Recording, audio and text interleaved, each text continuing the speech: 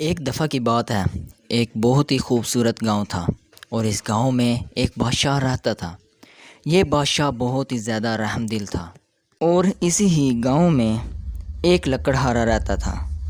یہ بہت زیادہ غریب تھا۔ گاؤں کے ساتھ ہی ایک جنگل تھا۔ یہ لکڑہارا جنگل میں جاتا اور لکڑیوں کو بڑی محنت سے کاٹتا اور پھر اسے گاؤں میں لے جا کر بیچتا اور اس سے جو پیسے ملتے اس سے اپنے گھر کا نظام چلاتا۔ پھر اچانک اس کی والدہ بیمار ہو گئی اور اسے پیسوں کی بہت ضرورت تھی اور دوسری جانب بادشاہ کا تخت ٹوٹ گیا اور بادشاہ نے اعلان کیا، جو شخص مجھے ایک اچھا تخت بنا کر دے گا میں اسے 200 سونے کے سکے انعام میں دوں گا جسے وہ پا کر اپنی خواہشات کو پورا کر سکے گا۔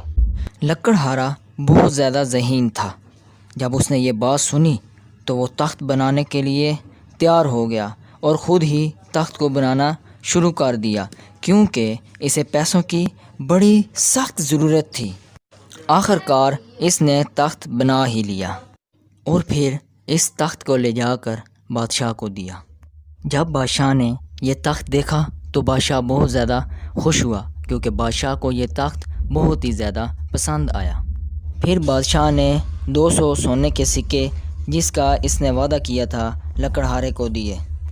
لکڑہارے نے یہ 200 سونے کے سکے لیے اور اس سے اپنی والدہ کا علاج کروایا اور باقی جو پیسے ملے اس سے ایک بہت ہی زیادہ خوبصورت گھر لیا اور ایک گاڑی لی اور اس کے بعد اس کی والدہ اور یہ دونوں آپس میں خوشی خوشی رہنے لگے۔ اس سے ہمیں یہ سبق ملتا ہے کہ جو انسان کوشش کرتا ہے اور ہمت نہیں ہارتا اللہ تعالیٰ بھی اس کی مدد کرتا ہے۔ ایک دفعہ کی بات ہے، ایک بہت بڑا جنگل تھا۔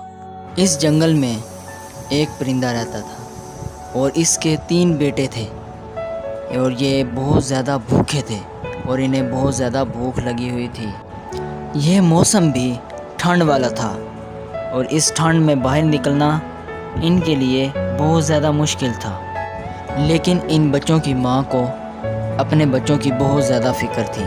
اب یہ سوچنے لگی کہ ان کے لیے کھانے پینے کا انتظام کہاں سے کرے۔ یہ ابھی جا ہی رہی تھی کہ اسے راستے میں اپنی ایک دوست مل گئی اور اپنی دوست سے کہنے لگی، میری پیاری دوست، کیا تمہارے پاس کچھ کھانے کے لیے ہوگا؟ کیونکہ میرے بچے بہت زیادہ بھوکے ہیں، میں ان کے کھانے کی تلاش کے لیے گھر سے نکلی ہوں۔ اس ٹھنڈے موسم کے اندر مجھے کھانے پینے کے لیے ابھی تک کچھ بھی نہیں ملا۔ اگر تمہارے پاس کچھ ہے تو مجھے دے دو، میں تمہاری بہت بڑی شکر گزار رہوں گی۔ پھر اس کی دوست کہنے لگی، میرے پاس کھانے کے لیے کچھ بھی نہیں ہے، اگر میرے پاس ہوتا تو میں تمہیں ضرور دے دیتی۔ میں خود بھی گھر سے کھانے کی تلاش کے لیے نکلی ہوں، لیکن مجھے ابھی تک کچھ بھی نہیں ملا۔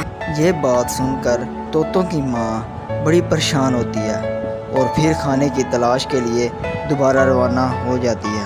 یہ طوطوں کی ماں بڑی دور دور تک کھانے کی تلاش کے لیے جاتی ہے تاکہ اسے کوئی چیز مل جائے اور یہ اپنے بچوں کا پیٹ پال سکے کیونکہ اس کے بچے بہت زیادہ بھوکے ہوتے ہیں۔ اسے اپنے بچوں کی بہت زیادہ فکر ہوتی ہے۔ آخر کار یہ طوطوں کی ماں ایک گاؤں کے بازار میں پہنچتی ہے اور یہاں پر یہ کھانا تلاش کرتی ہے۔ آخر کار اسے کھانا مل جاتا ہے اور پھر یہ اسے لے کر واپس گھر کی طرف روانہ ہو جاتی ہے۔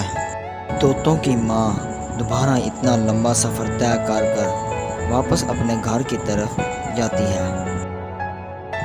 آخر کار طوطوں کی ماں کھانا لے ہی آتی ہے۔